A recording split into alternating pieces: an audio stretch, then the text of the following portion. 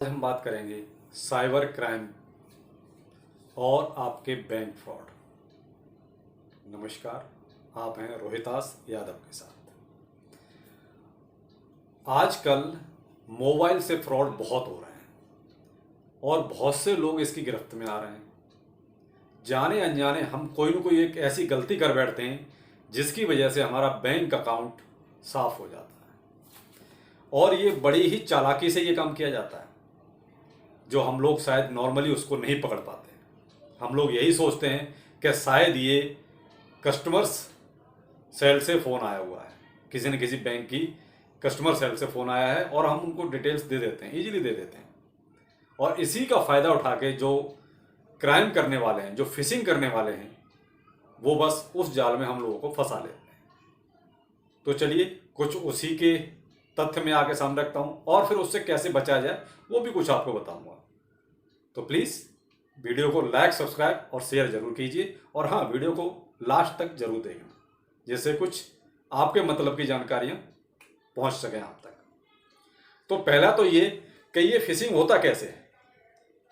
ये सब देखिए, आजकल वो कहते हैं टेक्नोलॉजी, तो टेक्नोलॉजी एक तरह से देखा जाए तो फायदेमंद भी है और नुकसान भी है। फायदेमंद ऐसे है कि आप बैंक आपके घर पर है, आप अपना लैपटॉप, पीसी या मोबाइल, आप इनसे आप सारी चीज़ें घर बैठे कर सकते हैं। आपको कहीं भी किसी भी ब्रांच में जाने की ज़रूरत नहीं है। तो बस ये कहते हैं ना, हमारा आलस, हम इसको आलस ही कहेंगे कि हम कहीं नहीं जा रहे, अपने बेडरूम में बैठे हुए और इजीली हमने बैंक ट्रांसफ़र भी कर दिया जो करना था, अपना सारा क्रेडिट कार्ड से पेमेंट भी कर दिए और सब कुछ इजीली ऑनलाइन यूपीआई का जैसे भी इस्तेमाल करके, फ़ोन पे, पेटीएम, गूगल पे, आजकल इतने सारे संसाधन हैं कि इनका इस्तेमाल करके हमने सारी चीज़ें अपने घर से ही कर दी। और इसी चीज़ का वो फ़ायदा उठाते हैं कि ये बंदा घर पर बैठे बैठे सारी चीज़ कर रहा है, तो इसको कहीं ना कहीं उसके उसी जाल में फंसाया जाए। तो बस उस चीज़ का फ़ायदा उठाते हैं और बाकायदा मतलब कस्टमर सेल से ही वो फ़ोन करते हैं, ऐसे लगता है जैसे हूबहू ये बैंक से ही फ़ोन है। और बाकायदा बड़े वो कहते हैं प्रोफेशनल तरीके से आपसे पूछा जाएगा, सर आपका ये क्रेडिट कार्ड का एक्सपायर होने वाला है डेट, या इसकी वैलिडिटी ख़त्म हो गई है, तो सर इसको ये अपडेट करना है, आप ये चीज़ें बता दीजिए। और कई बार हमें ये लगता है कि हाँ ये बिल्कुल सही है, तो हम उनको वो चीज़ें जो मांगते हैं वो दे देते हैं, बस उनके लिए उतना काफ़ी है और उसके चंद मिनटों के बाद आपका अकाउंट साफ हो जाता है।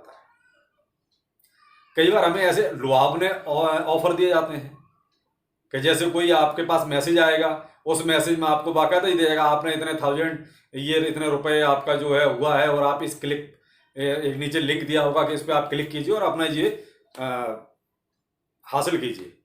तो बस वो कहते हैं लालच, यहाँ हम लालच में मारे जाते हैं कि हम उनके द्वारा दिए गए लिंक पर क्लिक कर देते हैं और बस वो जानकारियाँ हमारे हिसाब से उनके पास पहुँच जाती हैं और बस उनके लिए उतना काफ़ी है। या कई बार वो गलती से जो है एक ट्रांजैक्शन आपके अकाउंट में कर देंगे, कहेंगे सर आपके यहाँ गलती से एक ये फालतू ट्रांजैक्शन हो गया है, आप इतना पैसा, मैं एक लिंक भेज रहा हूँ, आप उस पर जो है ये भेज दीजिए। तो कई बार वो कहते हैं हम बड़े महान, तो हम वो मानता दिखाने के चक्कर में हम उनको वो पैसे 100 रुपये या जो 200 रुपये जो भी होते हैं वापस करने के चक्कर में अपनी चीज़ें उनको डिटेल दे देते हैं और वहाँ सब खत्म हो जाता है। एक और तरीका है क्यूआर कोड।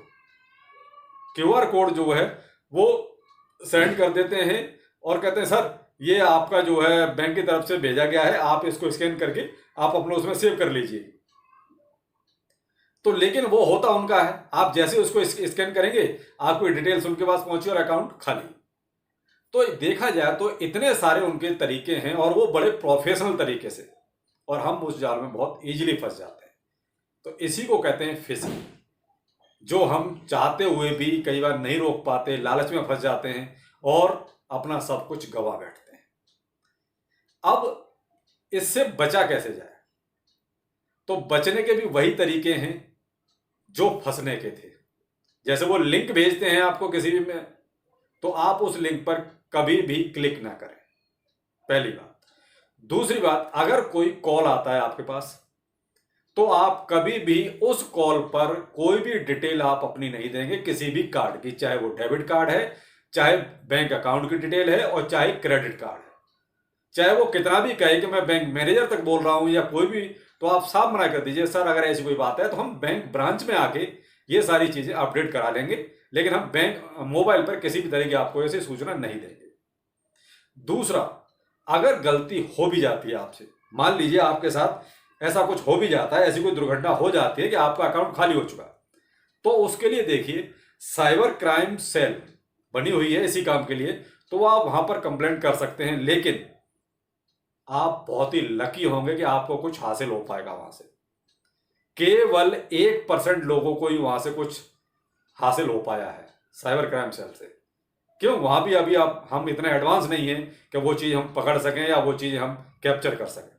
लेकिन चलिए, लकीली अगर आप बाई चांस लकी हैं तो हो सकता है आपको मिल जाए, वहां से कुछ हासिल हो सके।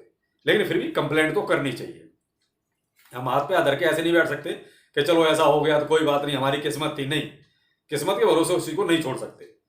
आप साइबर क्राइम सेल में इसकी कंप्लेंट जरूर कराएं अगर आपके साथ ऐसा कोई फ्रॉड हो गया है तो। दूसरा, आप अपनी सावधानियां बहुत जरूरी हैं, उन सावधानियों को फॉलो जरूर कीजिए। आप किसी भी लिंक पर, किसी के अनचाहे फोन कॉल पर किसी भी तरह की कोई भी बैंक से संबंधित जानकारी बिल्कुल ना दें।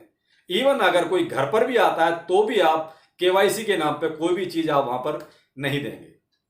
आपको इस तरह का कोई भी काम करना है तो आप बैंक जाइए। देखिए, आपकी जिम्मेदारी है, आपका पैसा है, तो आपको थोड़ा सा टाइम तो निकालना पड़ेगा।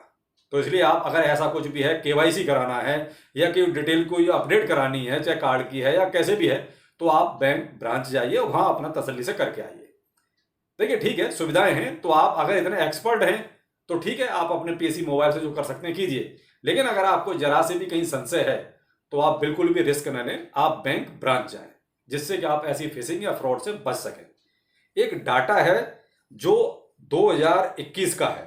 आप ये मान लीजिए लगभग एक अप्रोक्स बता रहा हूं 85,000 केस ऐसे दर्ज किए गए जो फिशिंग या फ्रॉड के थे, जहां पर कोई लेन देन जो है अनऑथराइज तरीके से हुआ। लोगों ने ऐसे जब देखा जाए तो फंसा के पैसा ऐंठ लिया या निकाल लिया। तो लगभग 85,000 केसों में केवल 1% लोग लकीली ऐसे थे जिनको कुछ हासिल हो पाया है, जो कुछ पकड़ में आ पाए, जो इनकी रकम कुछ हल्की फुल्की मिल पाई। वो लकीली 1% थे बस। तो बताइए, इतने बड़े डाटा में अब 1% क्या मायने रखता है? अब 1% में से बताइए, और उसकी लगभग जो 85,000 लगभग जो केस दर्ज हुए, उनमें 1.83 ट्रिलियन अमाउंट फ्रॉड में चला गया। बताइए, इतना ज्यादा अमाउंट जो है फ्रॉड में चला गया। खैर, अब देखिए, वो गलती हम ही लोगों की है कि हम अपने जरा से लालच में आकर ऐसी चीजें कर देते हैं और उसका खामियाजा हमें इस तरीके से भुगतना पड़ता है। तो प्लीज आप ऐसी कोई भी आगे से गलती ना करें जिससे कि आपकी मेहनत से कमाई हुई पूंजी आपकी जेब से चली जाए, आपके अकाउंट से चली जाए। तो प्लीज, बैंक का कोई भी काम है जो बैंक जाकर ही होगा, तो प्लीज आप बैंक जाइए, मेरी यही सलाह है। तो आज के लिए इतना ही। आगे फिर किसी नई जानकारी के साथ मिलते हैं। नमस्कार।